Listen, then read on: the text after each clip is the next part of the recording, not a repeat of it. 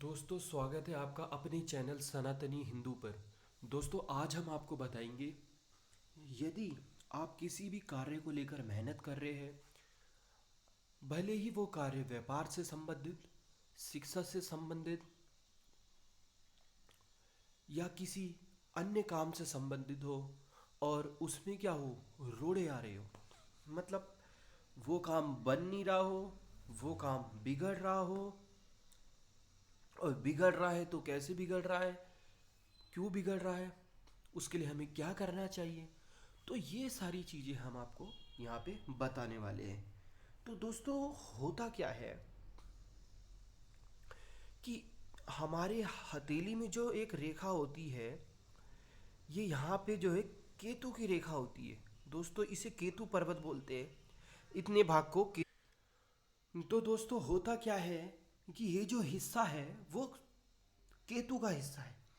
यदि केतु आपका खराब है तो दोस्तों, ये काम में रुकावट डालता है।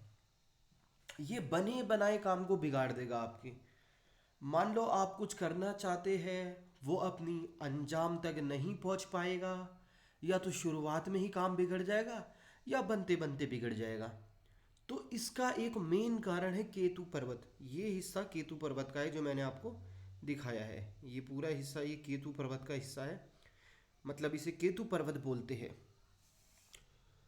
यदि यदि यहाँ से आपकी जीवन रेखा आती हुई और इस तरह से डिवाइड हो गई, इस तरह से डिवाइड हो रही है, और यहाँ पे जो है एक कोई रेखा यहाँ पे काट रही है, आपस में ये रेखाएं काट रही है, या तो ये रेखा स्पष्ट नहीं बनी हुई, या तो काट रही है या स्पष्ट नहीं बनी, तो ऐसे व्यक्ति का जीवन संघर्षों से, परेशानियों से हमेशा घिरा रहता है। यानी कोई ना कोई काम करने जाएगा या कोई ना कोई काम सफल होने वाला होगा, तो कोई ना कोई बाधा उत्पन्न हो जाएगी और वो काम बनते बनते रह जाएगा। तो इस प्रकार के बालक और बालिका को सतर्कता से अपना जीवन देखना है, उनको इसके निदान करने हैं। और हमने अपनी चैनल में बता रखा है कि इसके क्या क्या निदान हो सकते हैं।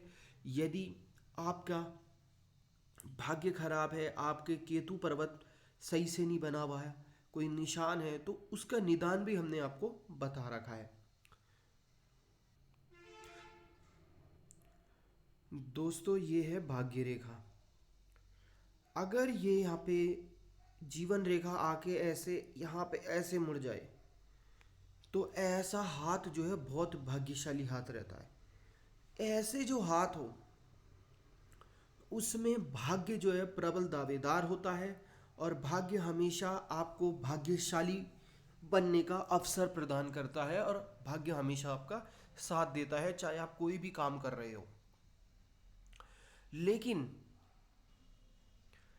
अगर दोस्तों इस प्रकार का हाथ हो, यहाँ से एक रेखा आ रही है और ये रेखा जो है इस प्रकार से यहाँ पे जा रही है, रेखा स्पष्ट होनी चाहिए, रेखा स्पष्ट होनी चाहिए।